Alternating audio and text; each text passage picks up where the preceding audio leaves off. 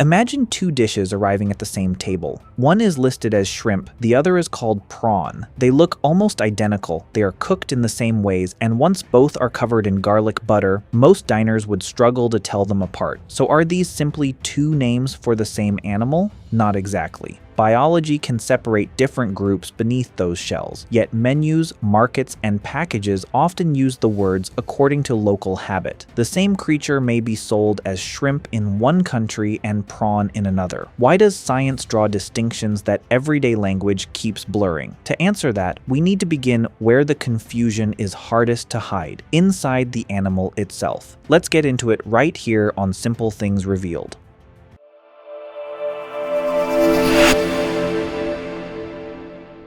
Similar at a glance, different underneath.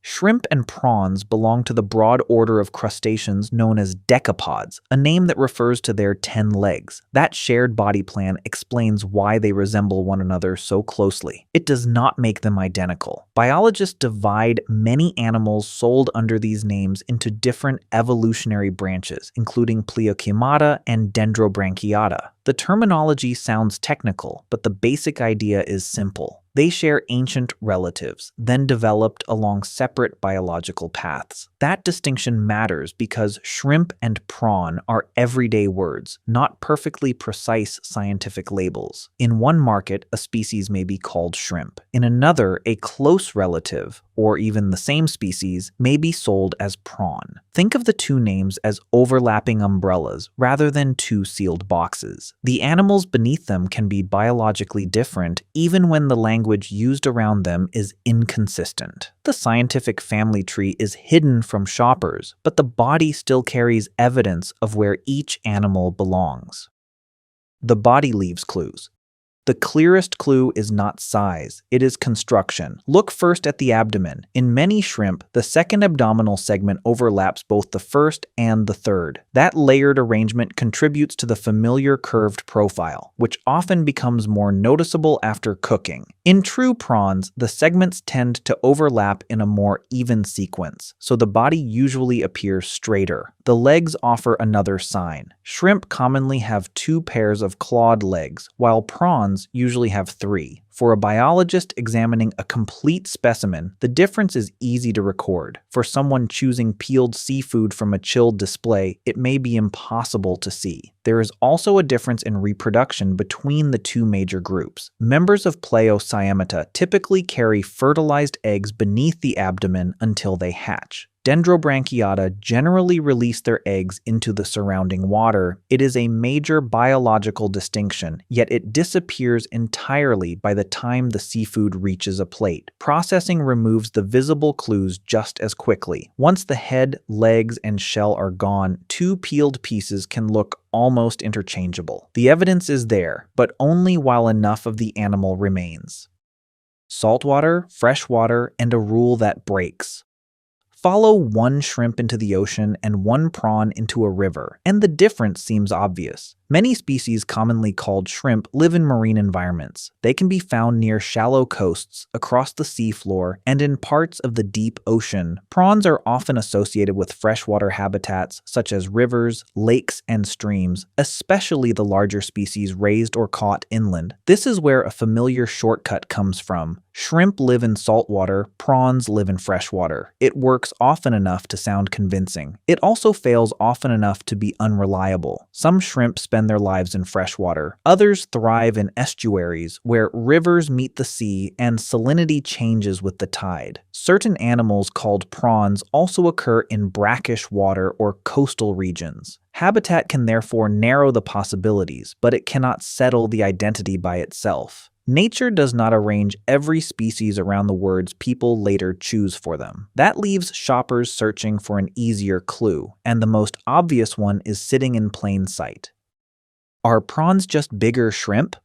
Prawns often look larger than the shrimp displayed beside them. Giant freshwater prawns can grow beyond 30 centimeters, while many shrimp commonly sold in supermarkets are much smaller. It is easy to see how the word prawn became associated with something bigger. Size, however, is not a biological border. Some shrimp species can reach impressive lengths, while certain prawns remain relatively small throughout their lives. Measuring the animal may tell you how to cook it, but not necessarily where it belongs on the evolutionary tree. Commercial labels make the picture even less precise. Jumbo, king, and giant usually describe market size or presentation. They are useful to buyers comparing products, but they do not function as scientific categories. That is why two similar animals may carry different names, while seafood sold under one label may include more than one biological group. A prawn is not simply a shrimp that kept growing. Remove size from the equation, and the next place people look for a difference is the one that matters most at dinner: flavor. Can your tongue tell the difference? For most diners, not reliably. Both shrimp and prawns usually have mild, slightly sweet flesh with a clean seafood flavor. Some chefs describe prawns as firmer and a little sweeter, while shrimp are often considered softer and more delicate. Those impressions can be accurate for particular species, but they are not universal rules. A shrimp from one habitat may taste more like a prawn from another than like a different shrimp species. Diet, water conditions, age, handling, and freshness can all shape the final flavor. Cooking narrows the gap even further. Strong spices, butter, curry, smoke, or a rich sauce can overwhelm subtle differences that may have existed in the raw ingredient. In a blind tasting, many people would struggle to identify which name had appeared on the original package. This is why chefs often care more about the specific species, size, and quality than about the everyday label alone. On the plate, the scientific distinction remains real. The sensory difference is far less dependable. What actually matters when buying and cooking? Once the shell and legs are gone, trying to identify every piece by sight becomes a losing game. A more useful question is whether the seafood suits the dish you plan to make. At the counter, look for pieces that are evenly sized, properly chilled, and free from obvious signs of poor handling. Uniform size matters because it allows everything in the pan to cook at roughly the same rate. Mix very small shrimp with thick prawns, and the smaller pieces may turn rubbery before the larger ones are done. In most recipes, the two can replace one another. That flexibility is why both appear in everything from grilled skewers and fried appetizers to steamed dishes and pasta. A recipe written for one rarely fails because the cook bought the other. The main adjustment is cooking time. Small shrimp may need only 2 or 3 minutes. Larger prawns require longer for heat to reach the center. Watch the flesh, not just the clock. It should turn from translucent to opaque and become firm without tightening into a dry, rigid curl. Once it reaches that point, remove it from the heat. Overcooking is the mistake that erases the best qualities of both. Extra time squeezes out moisture, toughens the proteins, and turns a tender bite into something rubbery. For a cook, size and thickness are often more useful than the word printed on the bag. How different countries rewrote the names.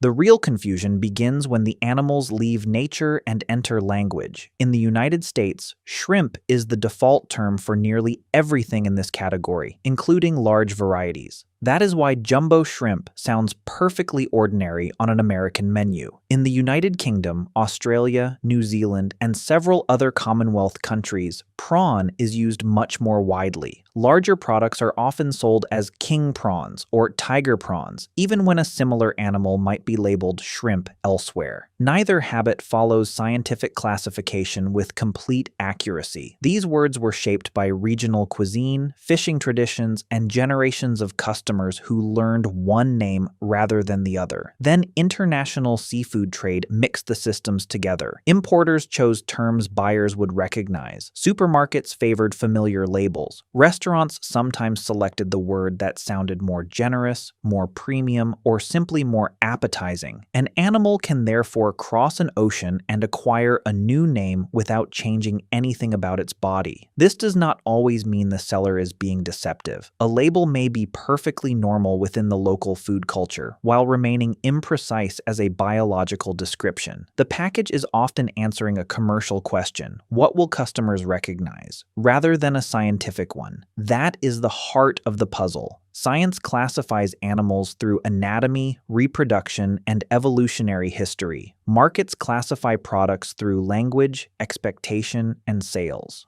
By the time seafood reaches a kitchen, the label may reveal more about its destination than its biology. Different in nature, blurred on the menu.